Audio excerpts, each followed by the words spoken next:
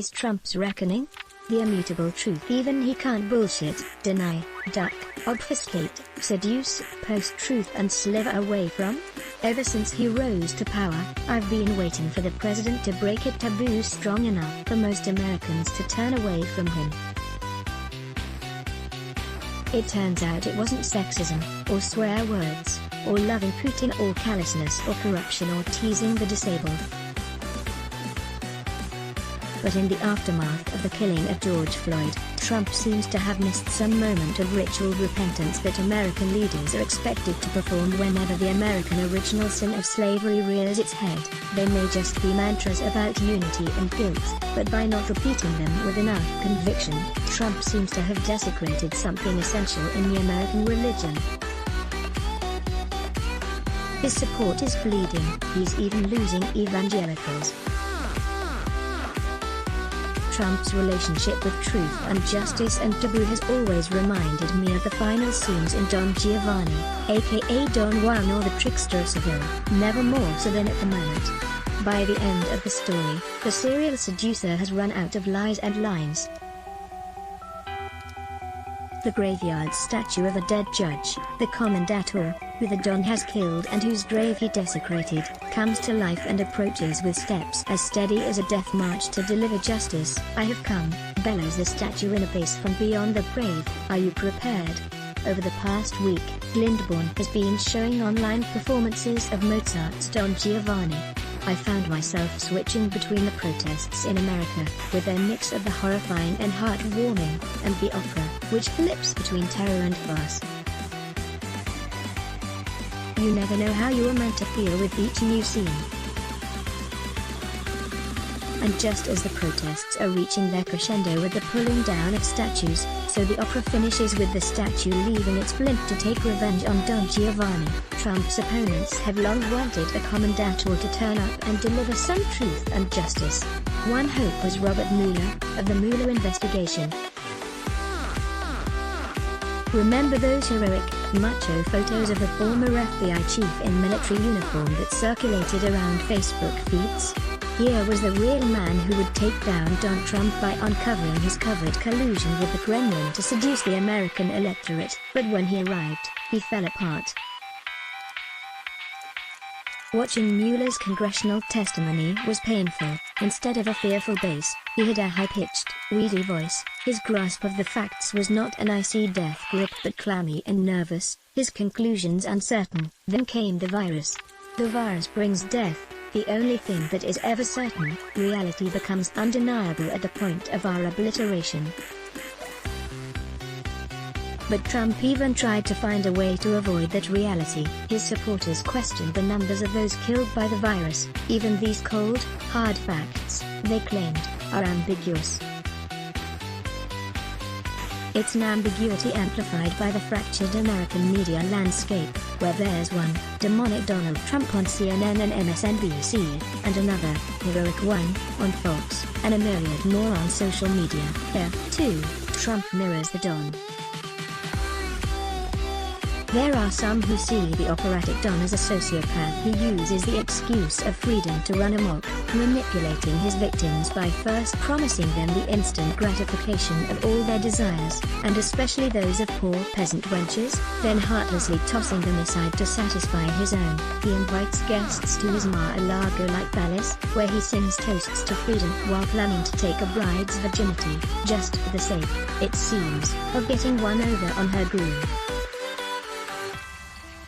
He is obsessed not so much with love, but with the numbers he has seduced. His eroticism is quantitative, not qualitative. In the catalogue aria his servant Lafarello produces a black book where he lists the women his master has seduced, 640 in Italy, 1003 in Spain, adding that, he seduces the old ones for the pleasure of adding to the list. Trump is just as obsessed with ratings and retweets, and boasts of the women he has bedded, but with no attention paid to the quality of that engagement. But there are others who see the Don in a different light. He is a rebel, standing up to smug elites and a hypocritical establishment. In a 2010 essay on Mozart's opera, the libertarian author John Kearns weighs up the two interpretations. Kearns initially conceived of Don Giovanni as a libertarian hero, standing up against the church, against convention, against rigid social class. The Don is an operatic archetype representing the appetited life force, and he is an emblem of liberty and independence of thought. Having analyzed the Don's crimes, Kearns does reconsider: is he a hero? He is not. His behavior is so flawed by narcissism, irresponsibility, and dishonesty that he simply fails to qualify. Likewise, some of the libertarians who first lauded Trump's rebellious role have now become deeply disillusioned.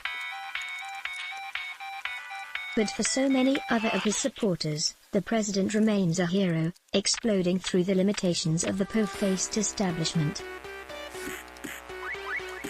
Even his style, his ostentatious, gold-plated, Baroque bathrooms with their overspill of ornamentation, challenges order and print propriety, bursting out from constraint. Ambiguity is amplified in Don Giovanni by the fact that there are so many different versions of the ending.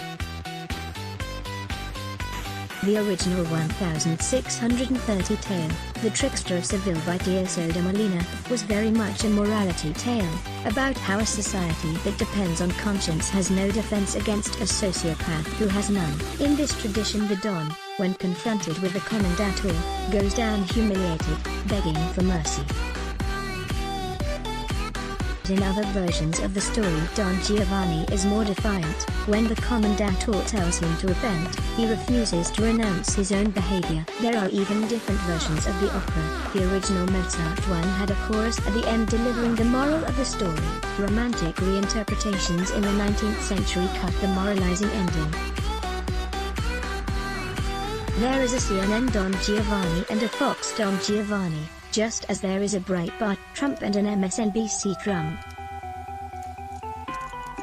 Don Giovanni is a metaphor not only for Trump, though, but also for how chaotic our media and our perception of the truth have become. Throughout the opera, the characters are constantly switching identities, pulling on masks and pretending to be someone else, just as in our political life old identities don't seem to make sense anymore.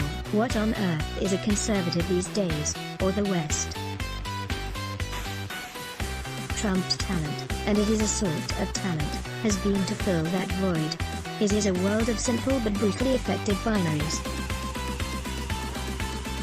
As old identities are undermined, he bundles together disparate anxieties and instincts into real Americans, the people who are frustrated in their desires by a conspiracy of the establishment, the elite, the commendator. Complex clusters of debate are reduced to fake news or hoax. Even the way Trump is constantly giving his detractors nicknames, Sleepy Joe and Little Marco, reduces complexity to easily managed signs. He is attractive to his supporters precisely because he can represent a coherent, almost childlike worldview. For someone who doesn't make sense, he has so far been effective at generating meaning. He denies facts, but conjures a way of seeing the world many have found seductive. In their attempts to compete with Trump, and Trumpian politicians generally, opponents have resorted to two strategies. One is to associate themselves with the desires and frustrations of the people even more ardently Trump. This has been the approach of left populists.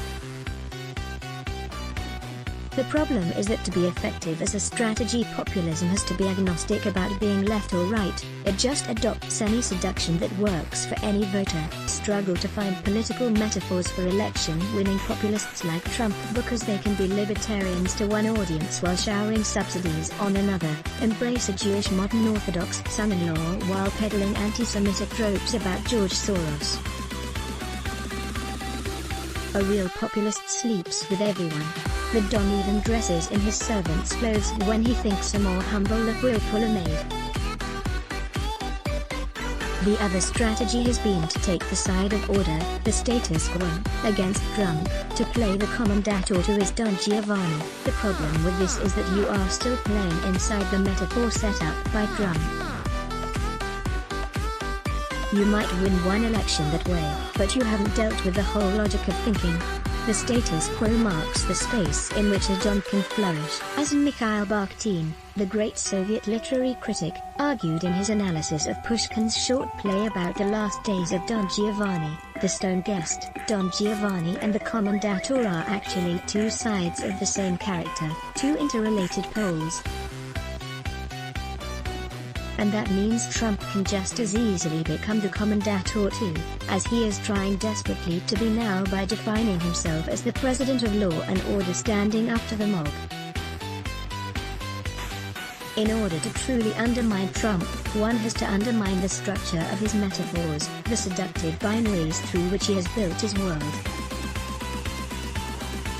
We are seeing glimmers of this in the protests. Amid their chaos we see inspiring moments where the divides between police and protesters are broken, spontaneous moments of dialogue, where the opposition between the crowd and the establishment is dissolved into a greater vision of a more complex public.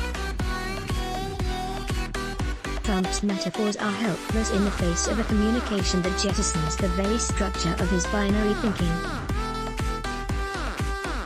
His metaphors, such as blaming all the protests on a plot by Antifa, are for the moment flailing. He can't embrace the language of reconciliation because his whole worldview is based on division. Trump loses when the whole logic of pitching Don Giovanni as the opposite of the Commendator disappears. It's a resolution ingrained in the last scene of the story.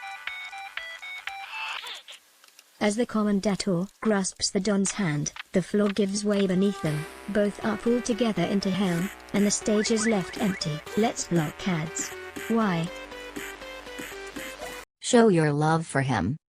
Click the link in description. Thanks for watching.